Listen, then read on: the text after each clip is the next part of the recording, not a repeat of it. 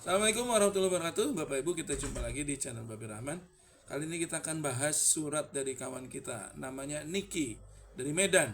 Mas Niki ini beberapa waktu yang lalu sudah sempat berkonsultasi dengan kita, dan saya anggap karena lama tidak ada komunikasi, saya anggap sudah selesai masalahnya dan tidak membutuhkan lagi. Tapi ternyata kemarin dia WA saya bahwa rumahnya baru saja ditempel stiker karena dia tidak bisa setor di bulan Juli ini. Padahal dia janjikan Senin besok tanggal 5 dia mau setor. Karena memang dagangan lagi sepi dan dia baru ada uang tanggal 5. Tapi rupanya si abang tidak percaya dan tidak mau menunggu. Padahal baru bulan Juli ini saja menunggak. Gitu ya. Bulan kemarin sebelum-sebelumnya sudah ketutup, tidak ada tunggakan. Tapi oleh si abang ditempeli stiker dan kemudian sama Mas Niki ini difoto dikirim kepada saya. Seraya dia sambil menempel stiker mengancam bahwa akan segera diajukan lelang katanya. Kemudian Mas Niki ini panik, dia WA kepada saya, apa yang harus dilakukan? Ya saya bilang dicopot aja stikernya gitu. Ternyata dia bilang udah sudah saya copot. Jadi dia ternyata tanpa saran dari saya dia juga sudah berani nyopot. Nah dia bilang, Pak, saya sakit hati Pak, saya sudah bilang tanggal 5 besok Senin saya pasti setor, tetap ditempel stiker dan mempermalukan saya gitu.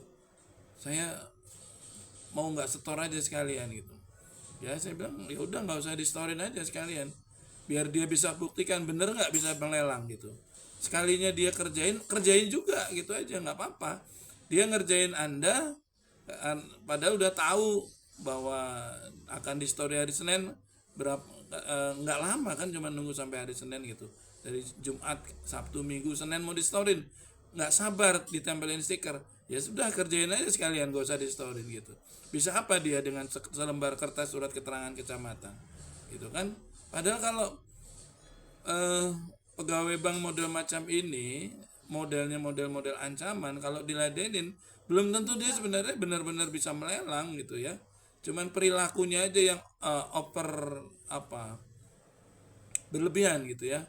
Eh, Perilaku seperti ini sebenarnya perilaku kebiasaan, perilaku turun temurun yang diturunkan oleh senior seniornya.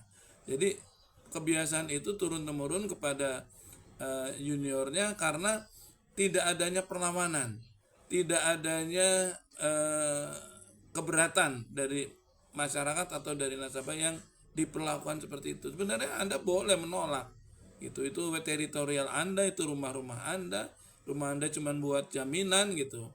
Walaupun mereka berargumentasi sudah ada surat pernyataan yang ditulis dalam surat pengakuan hutang, di situ ada di stiker tulisannya dalam surat pengakuan hutang pasal 12 gitu tentang publikasi.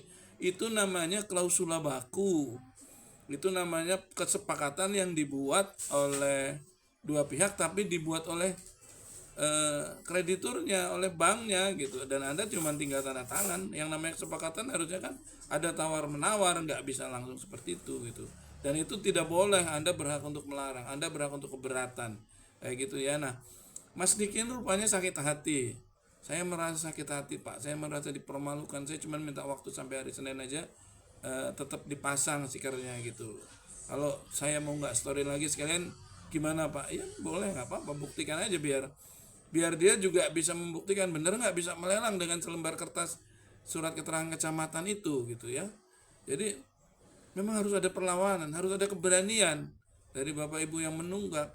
Kita hubungannya setara dengan mereka. Mereka juga ada aturan main yang harus ditaati, yang harus dilakukan ya sesuai SOP gitu, nggak semau maunya seperti itu gitu. Dan bisa jadi itu improvisasi di lapangan ya.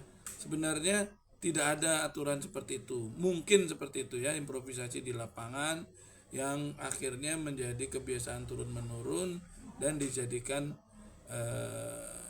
apa namanya semacam aturan tidak tertulis seperti itu.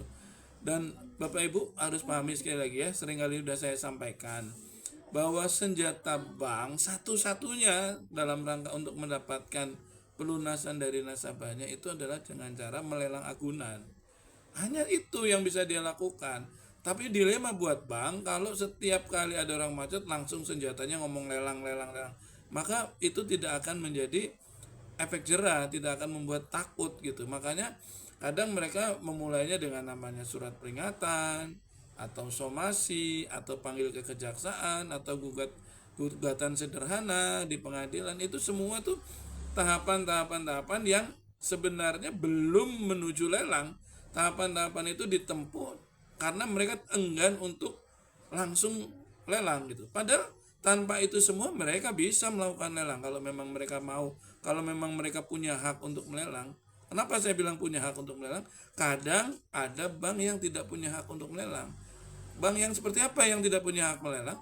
Bank yang kreditnya tidak dijamin, tidak menggunakan agunan yang bisa diikat dengan pengikatan jaminan. Contohnya misalnya surat keterangan kecamatan atau SPPT gitu ya. Itu tidak punya tidak bisa diikat. Kalau bukti kepemilikan yang absolut dari sebuah tanah atau gedung atau rumah itu adalah sertifikat. Jadi kalau cuma sekedar surat keterangan kecamatan tuh nggak bisa diikat dan berarti tidak bisa dilelang gitu. Tapi kadang-kadang kepedean mereka pasang stiker dan sebagainya gitu. Nah akhirnya memang dilema buat bank kalau bicara langsung lelang. Tadi saya bilang tahapan-tahapan itu agar tidak berkesan langsung tiba-tiba lelang gitu, tiba-tiba bicara lelang, padahal mereka punya hak untuk melelang. Nah kenapa mereka tidak langsung bicara lelang? Karena lelang itu sendiri bisa menjadi bom waktu buat bank.